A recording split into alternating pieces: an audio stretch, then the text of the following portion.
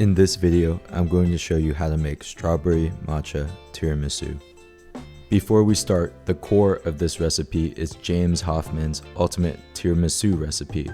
I love that recipe, go check it out on his YouTube channel or his tiramisu calculator website, but this is my matcha strawberry twist of that. There is one piece of special equipment that you'll need, a sous vide. You need the sous vide in order to cook the egg yolks so that they're safe to eat, and it also brings a nice texture into the finished cream. There are other ways to cook the eggs, using a double boiler method over the stove or even using an electric kettle, but a sous vide is made for cooking food to a precise temperature and the ideal method for cooking the eggs for this cream. The first thing we have to do is start sous videing the eggs. Separate the whites and the yolks. We'll only need the yolks, and we'll put this into a vacuum sealed or Ziploc bag if you don't have a vacuum sealer. Try to get all of the air out of the bag if you're using a Ziploc so that the bags sink into the water bath.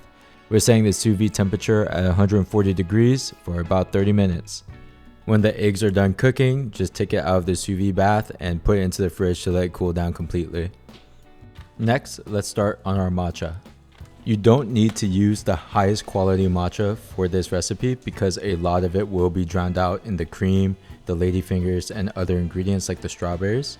So you don't need to use the nicest matcha you have, as matcha is definitely the most expensive ingredient in this recipe.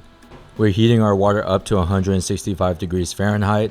You could go hotter, but the hotter you go, you can burn your matcha, which will leave it with a bitter and astringent taste. We don't want that.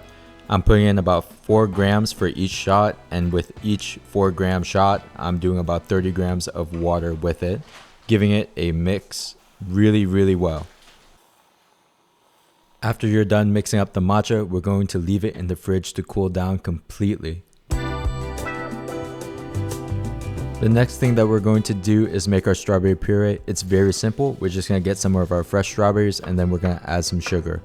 For every cup of strawberries, we'll use a 1/4 cup of sugar, and you can blend these together. If it's too thick, just add a little bit of water. We're trying to get it to look like this, kind of a strawberry juice almost. We're going to pour our strawberry puree into a pot, and then we're going to reduce it until we have a strawberry syrup. You need to stir this mixture constantly, because if you don't, it could stick to the bottom of the pan and burn. You really don't want it to burn, otherwise you're going to have to start over and you'll just waste a ton of strawberries. Once the puree is dripping nice and slowly, almost like a syrup, off of your spatula, you'll know it's ready. Take it off the heat, pour it into a separate container, and let it cool down completely inside the fridge.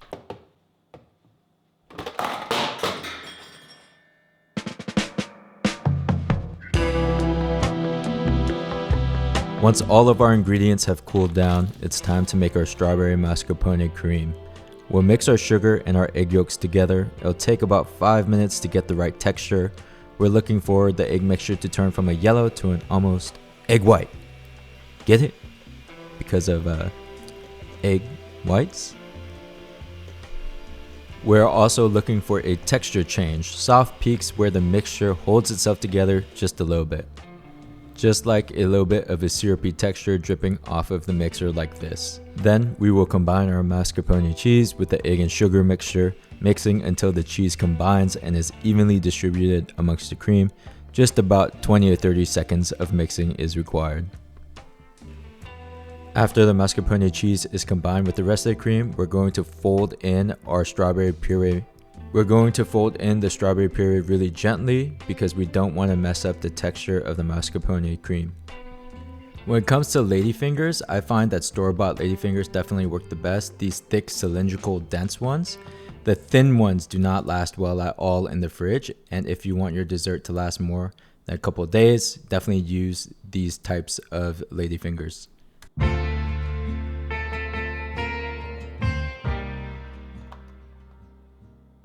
Now it's time to assemble our tiramisu. We're going to start dipping our ladyfingers in.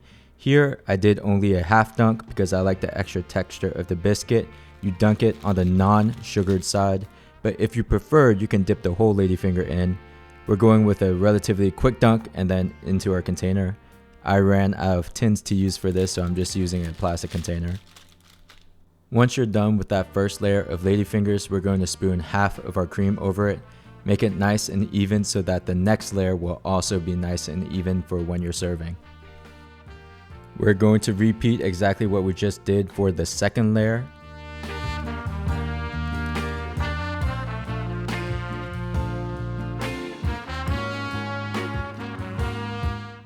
And once you're done, you want to let it rest in the fridge for at least 8 hours so that the cream can harden and stiffen.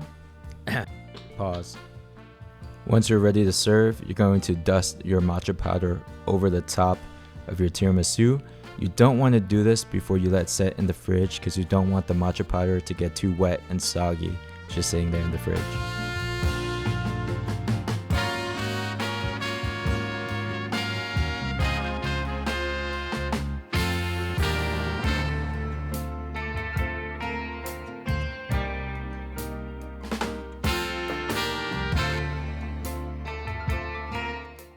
Plate it up with some strawberries, and there you have it. You got your strawberry matcha tiramisu.